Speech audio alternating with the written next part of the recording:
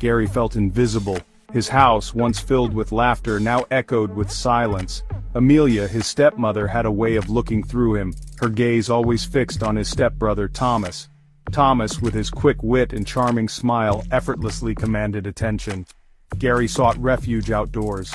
The open sky became his confidant, the rustling leaves, his companions. The garden, once vibrant and alive, now lay neglected, mirroring Gary's own feelings. One afternoon, seeking solace beneath the shade of an old oak, Gary began to dig. As his fingers sifted through the cool earth, they brushed against something solid.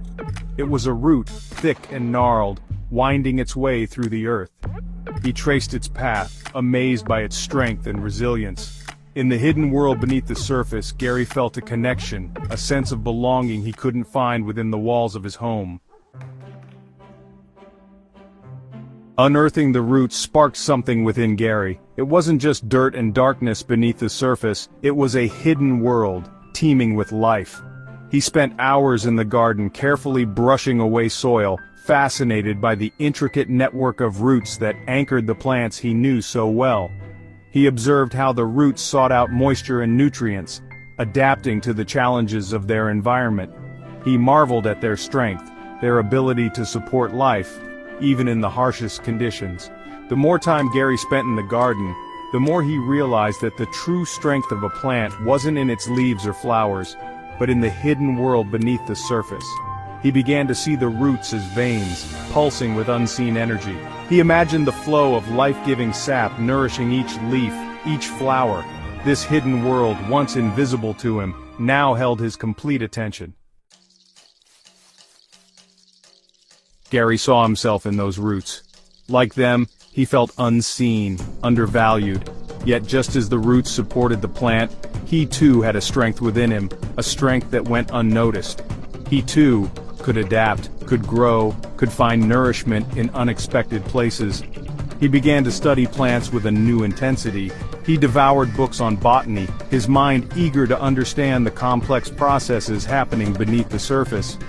He learned about photosynthesis, the intricate dance between sunlight, water, and air that allowed plants to create their own food. He discovered the world of genetics, the blueprint of life hidden within each seed. He realized that even the smallest seed held the potential for growth, for resilience, for beauty. This understanding ignited a passion in him, a desire to learn, to explore, to understand the hidden language of the natural world. The garden became Gary's sanctuary, his laboratory. He experimented with different soils, observed the effects of sunlight and shade, and learned to nurture life from tiny seeds. He collected wilted flowers, not as symbols of decay, but as opportunities to study the intricacies of their design.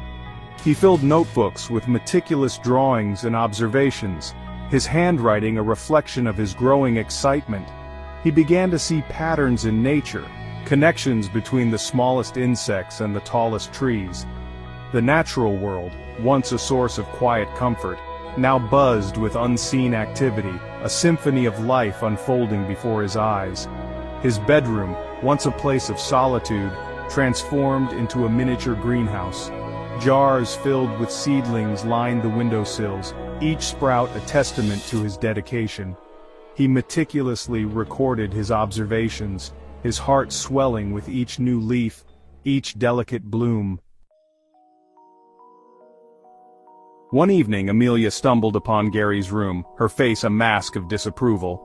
"This is absurd, Gary," she exclaimed, gesturing at his makeshift greenhouse. "This is not a playground. You need to focus on your studies. Like Thomas."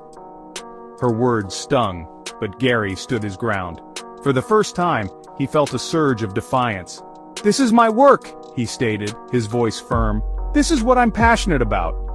Amelia scoffed, her eyes dismissive. "Plants? What good will that do you?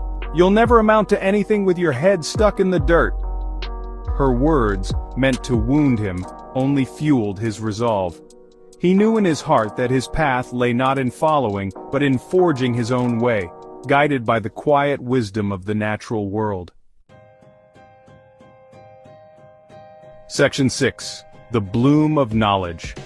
Gary immersed himself in his studies. He learned about the medicinal properties of plants, their ability to heal and soothe. He discovered the science of grafting, the delicate art of fusing different species to create something new and wondrous. He devoured books on genetics, fascinated by the possibility of unlocking the secrets hidden within each cell. He transformed the neglected garden into a haven of biodiversity. Rare and exotic plants flourished under his care, their vibrant colors a testament to his dedication. He experimented with crossbreeding, carefully pollinating flowers, his heart pounding with anticipation as he waited for the fruits of his labor. His notebooks overflowed with meticulous observations, diagrams, and hypotheses. He dreamed of a future where he could use his knowledge to develop new medicines, create drought-resistant crops, and perhaps even help heal the planet. Section 7. A World of Wonder. The natural world, once a refuge, became a source of endless fascination. He marveled at the intricate patterns on a butterfly's wings, the delicate dance of a honeybee collecting nectar. He learned the names of every bird that visited his garden, their songs a symphony to his ears. He discovered a hidden creek, its banks teeming with life. He spent hours observing the aquatic insects, the darting fish, the shy frogs camouflaged among the reeds. He felt a sense of wonder and awe that filled him to the brim, a connection to something much larger than himself.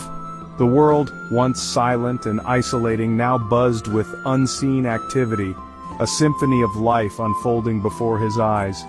He realized that the natural world held endless mysteries, waiting to be unraveled by those who took the time to look closely, to listen intently, to open their hearts to its quiet wisdom. Section 8. Finding Strength in Silence. Gary found strength in the silence of nature. While his stepbrother Thomas thrived on social interaction and academic validation, Gary found solace in the quiet company of plants. He learned to listen to the whispers of the wind, the rustling of leaves, the gentle murmur of the creek. He discovered that true strength lay not in loud proclamations or outward displays of power, but in the quiet resilience of a seed pushing through the earth, the unwavering determination of a vine reaching for the sun.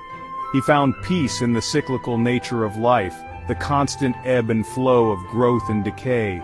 He learned to appreciate the beauty in imperfection, the strength in vulnerability.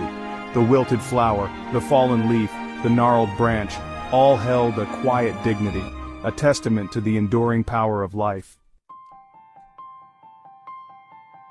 Section 9. Rooted in Passion. Years passed, and Gary blossomed. He excelled in his studies, his passion for botany leading him to pursue a degree in plant science. He faced challenges, encountered setbacks, but he never wavered in his commitment to understanding the intricate world of plants. He carried the lessons he learned in the garden with him, the importance of patience, the power of observation, the quiet strength that comes from being rooted in something you believe in. He knew that no matter what life threw his way, he could always find solace and inspiration in the natural world, a world that never ceased to amaze and inspire him. He had found his purpose, his passion, his place in the world, not in spite of his stepmother's indifference, but because of it. He had discovered his own hidden strength, a strength that bloomed not from seeking approval, but from nurturing his own unique connection to the natural world.